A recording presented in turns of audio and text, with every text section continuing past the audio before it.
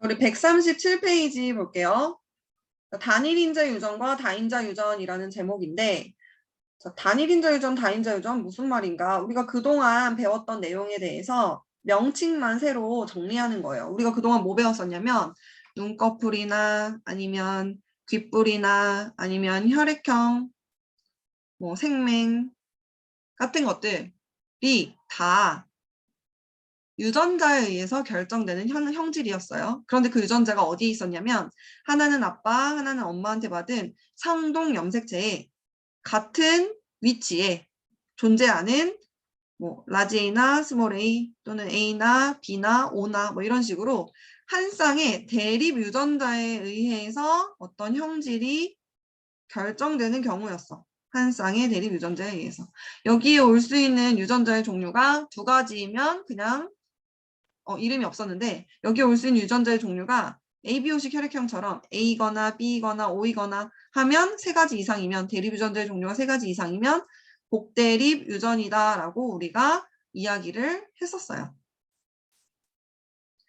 자, 어찌됐건 두 가지건 세 가지건 한 쌍의 대립 유전자에 의해서 형질이 결정되는 경우를 뭐라 부르냐? 단일인자 유전이라고 합니다. 대립 유전자가 한 쌍으로 형질을 결정하는 경우 단일인자 유전이라고 해요. 이런 경우는 형질이 표현형이 뚜렷하게 우성과 열성으로 구분돼요. 눈꺼풀에 대해서 쌍꺼풀 아니면 외꺼풀, 아니면 뭐 귓불에 대해서 불량 아니면 부착형, 혈액형에 대해서 A형 아니면 B형 아니면 AB형 아니면 O형 딱딱딱딱 명확하게 구분이 되는 형질이라는 거야. 어떤 경우에 단일인자 유전인 경우에 한 쌍에 의해서 한 쌍의 대립 유전자에 의해서 형질이 결정되는 경우. 그런데 그렇지 않은 경우도 있어요. 그게 바로 뭐냐면 다인자 유전이라는 건데요. 피부, 키, 몸무게, 눈 색깔 같은 것들은 이거 아니면 저거 딱딱 명확하게 구분되는 게 아니라는 거지. 사람의 키 160 아니면 180 둘 중 하나예요? 아니죠. 엄청나게 다양하게 소수점으로 있죠. 몸무게 40kg 아니면 90kg 둘 중 하나예요? 아니죠. 엄청나게 다양해요.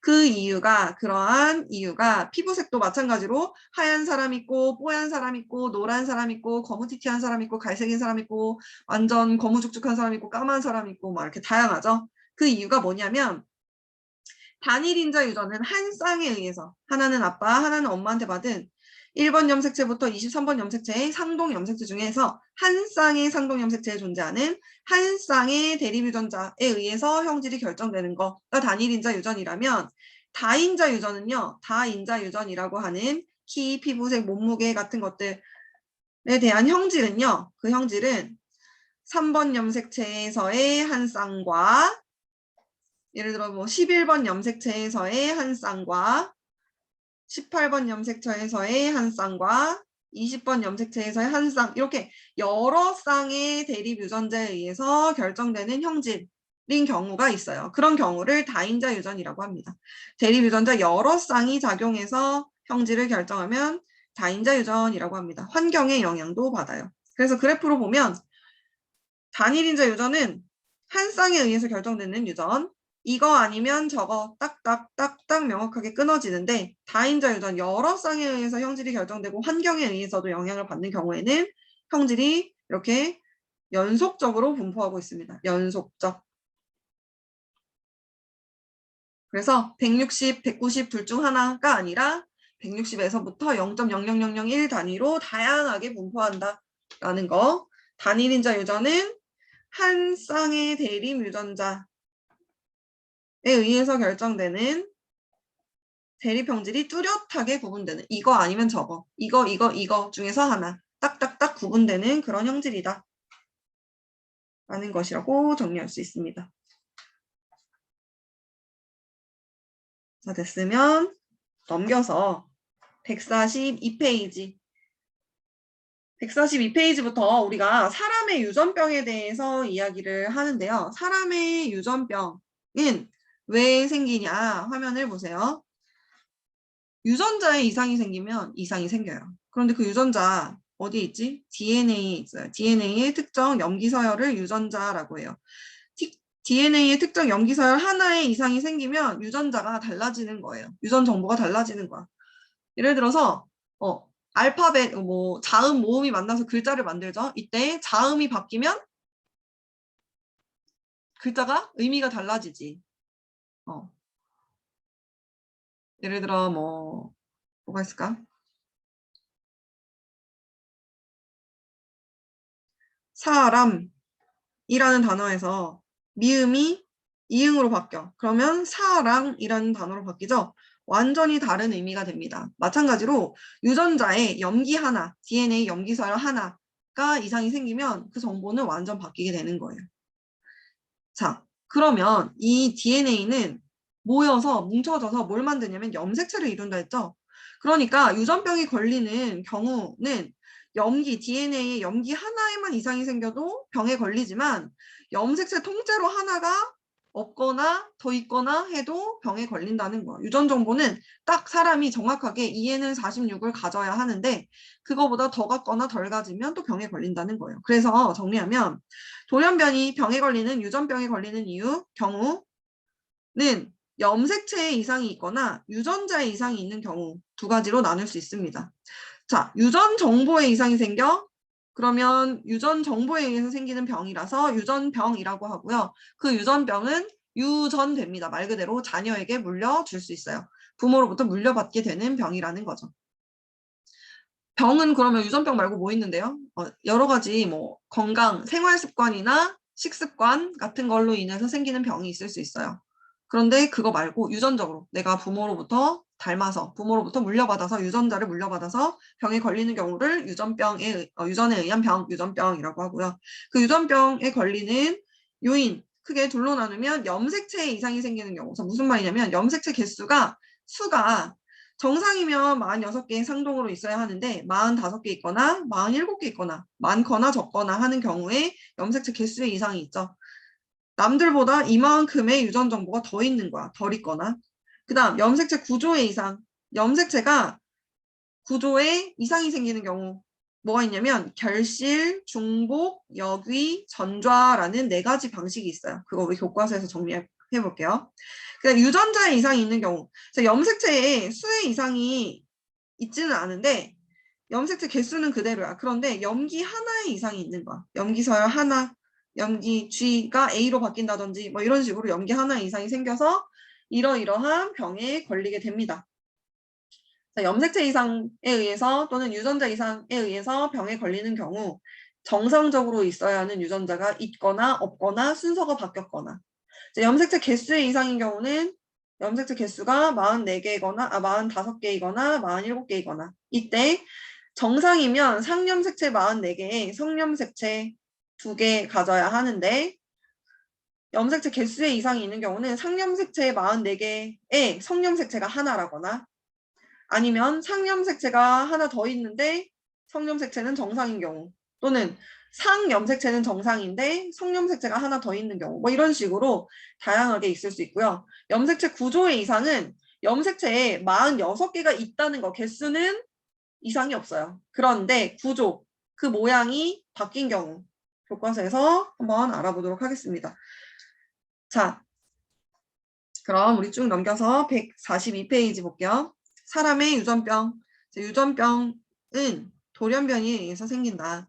염색체를 구성하는 DNA에는 형질을 결정한 유전자가 있다. 염색체를 풀어서 보면 DNA, 여기에 유전자가 들어있다는 거지. 그래서 유전자 자체에 염기 하나에 이상이 생겨도 병이지만 이 염색체 자체에 이상이 생기면 그것도 병에 걸릴 수 있는 거예요.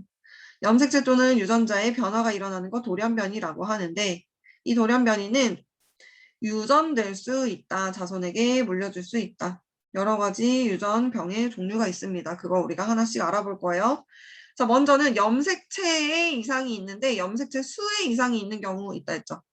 유전병 중에서 정상인보다 염색체 수가 많거나 적은 거 그러면 염색체 개수에 이상이 있는 거예요. 그런 염색체 수에 이상 왜 생기냐면 정상적인 46개의 염색체를 가지지 않아. 원래는 정상대로라면 23개의 염색체를 가진 정자와 23개의 염색체를 가진 난자가 만나서 46개를 가지는 염색체를 가지는 수정란이 만들어져야 되는데 체세포가 정자가 될 때, 체세포가 난자가 될 때 감수분열 과정에서 이 감수분열이 정상적으로 일어나지 않아서 22개의 염색체를 가지는 정자가 만들어지거나 24개의 또는 24개의 염색체를 가진 난자가 만들어지면 그때는 염색체의 개수가 46개가 아닌 염색체 개수의 이상이 있는 사람이 태어나게 되는 거죠. 그렇게 정상적인 감수분열이 안 일어나면 어떻게 생식세포가 만들어지는지 우리가 다음 시간에 정리를 할 거고요. 넘겨서 그렇게 염색체 개수의 이상이 있는 경우는요. 핵형 분석을 하면 알아볼 수 있어요. 핵형 모양과 크기, 숫자, 염색체 수를 알아볼 수 있는 사진이나 그림이라고 했죠. 염색체 개수 쭉 세어보는데 21번 염색체가 3개네. 얘 총 염색체 47개 가지네. 염색체 개수에 이상이 있구나. 이런 경우 병에 걸립니다. 다운 증후군이라는 병이 여기 예시로 나와 있어요. 그 이외에도 상염색체 21번 염색체가 3개이거나 아니면 상염색체 중에서 18번 염색체가 3개이거나 아니면 성염색체가 3개이거나 아니면 성염색체가 하나이거나 이런 식으로 염색체 개수에 이상이 생겨서 병에 걸리는 경우가 있을 수 있다. 그 다음 또 염색체 염색체 이상 중에서 구조의 이상이 있는 경우 4가지 종류가 있어요. 결실, 중복, 역위, 전좌. 결실은 뭐냐면요. 정상적으로 있어야 하는 염색체의 일부가 없는 거야. 결실. 그 다음 원래 있어야 하는 유전자가 EF라는 유전자가 있어야 되는데 그 유전자가 하나 더 있어. 추가로. 중복됐어요. 반복되는 거지. 그 다음 역위. 원래 A, B, C, D, E, F, G 이렇게 유전자가 있어야 되는데 A, B, C까지는 정상인데 D, E, F가 뒤집힌 거야. 뒤바뀌었어. 그래서 F, E, D 이렇게 뒤집혔어요. 이런 경우에도 병에 걸립니다. 그 다음 전좌 뭐냐면 상동염색체, 예를 들어 3번 상동염색체와 19번 상동염색체 사이에 서로 유전 정보가 뒤바뀐 거야. 원래는 19번에 있어야 되는 내용이 3번으로 갔어요. 3번에 있어야 되는 내용이 19번으로 갔어요. 이렇게 서로 상동, 세트가 아닌 애들끼리 유전 정보가 뒤집히는 경우, 바뀌는 경우 전좌라고 해요. 그래서 결실, 일부가 떨어져서 없어진 것, 중복, 일부가 반복된 것, 역위, 반대 방향으로 뒤집혀서 연결된 것, 전좌, 서로 아닌 상동 염색체, 상동이 아닌 다른 염색체끼리 결합을 한 것. 그래서 병에 걸리는 경우가 있습니다. 대표적으로 여기 고양이 울음 증후군, 묘성 증후군이라는 질병이 있는데요.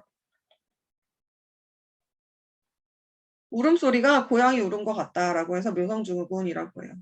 머리가 작고 지적 장애를 보이고 유아기나 아동기 초기에 사망을 합니다. 어떤 경우 5번 염색체에 결실이 일어났어요. 자세히 봐보세요. 여기 끄트머리가 살짝 없어. 확대해서 그림으로 보면 5번 염색체의 상동이 이 부분이 사라진 거야. 그런 경우에 유전 정보에 손실이 생긴 거죠. 그래서 병에 걸립니다. 그 다음 백혈병 중에서도 유전에 의해서 생기는 백혈병이 있어요.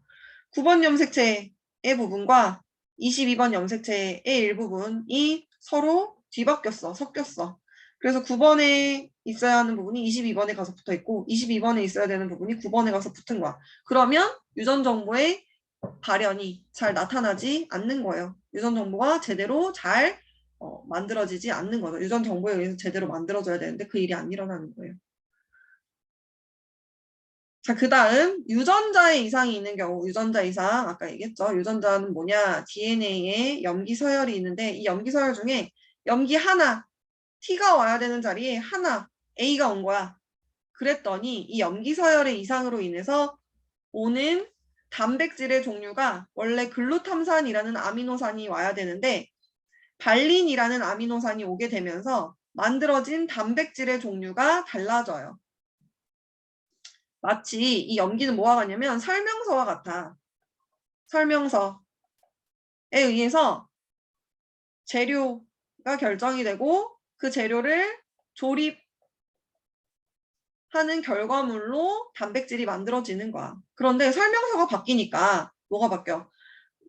당근을 사용하라 그랬는데 버섯을 사용해버린 거야. 재료가 바뀌었죠. 글루탐산을 사용하라고 했는데 발린을 사용한 거야. 그랬더니 요리의 종류나 맛이 달라지죠. 그래서 만들어진 단백질의 종류가 달라집니다. 그래서 정상 적혈구를 이루는 헤모글로빈이 만들어져야 되는데 비정상 헤모글로빈이 만들어진 거예요. 그래서 그런 헤모글로빈이 모여서 만들어진 적혈구는 정상 적혈구와 다르게 모양이 꺾여 있어요. 이렇게 기역자 모양이에요. 낫 놓고 기역자도 모른다 할 때 그 낫 모양으로 적혈구의 모양이 바뀝니다. 뭐가 문제냐면요. 정상 적혈구는 좁은 공간도 잘 이동할 수 있는 탄력 있고 말캉말캉한 유연성 있는 그런 적혈구인데 낫 모양 적혈구는요. 유연성이 없어요. 그래서 모세혈관 지나갈 때 콱 막혀요. 순환을 방해합니다. 그다음 산소 운반을 정상인 적혈구보다 더 못해요. 산소 운반 능력이 떨어져. 그러니까 수명이 짧아요. 금방 파괴된다라는 거죠. 그래서 병에 걸려요. 어떤 병? 빈혈 또는 조직이 손상이 일어나고 병이에요. 자, 낫 모양 적혈구 다른 말로 겸상적혈구라고도 합니다. 낫 모양 적혈구, 겸상적혈구 같은 말이에요. 원인이 뭐라고? 유전 정보, 설명서에 이상이 생긴 거예요. 유전 정보, 유전자 하나, 염기 하나에 이상이 생겼어요. 그래서 병에 걸렸다. 유전자에 이상이 생기니 염기 하나. 그럼 뭐가 이상이 생긴다고? 재료가 바뀐다 했죠? 아미노산의 종류가 바뀌어요. 아미노산 재료가 바뀌니까 요리가 바뀌어, 음식이 바뀌어, 단백질의 종류가 바뀌어요. 그래서 적혈구가 달라진다. 이런 경우는 핵형으로 알아볼 수가 없어요. 핵형으로 알아볼 수가 없어요. 자, 무슨 말이냐? 여기 핵형에 유전자 하나, 염기 하나에 이상이 생긴 게 보여요? 절대 안 보여요. 눈에 안 보이는 크기예요. 그래서 뭐라고 이야기할 수 있냐면 염색체의 이상, 염색체의 개수나 아니면 구조가 이상이 생기면 이거는 핵형 분석으로 볼 수 있어. 구분할 수 있어. 아, 염색체 개수 많구나, 적구나, 염색체 구조 결실됐구나, 아니면 뭐 뒤집혔구나 이런 거 알 수 있는데 유전자 이상은 핵형 분석으로는 안 보여요. 알아볼 수 없습니다. 이게 차이예요.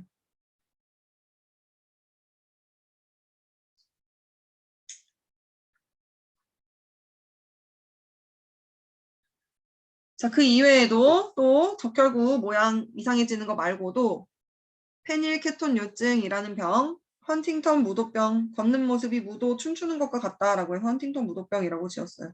이렇게 다양한 질병이 있다.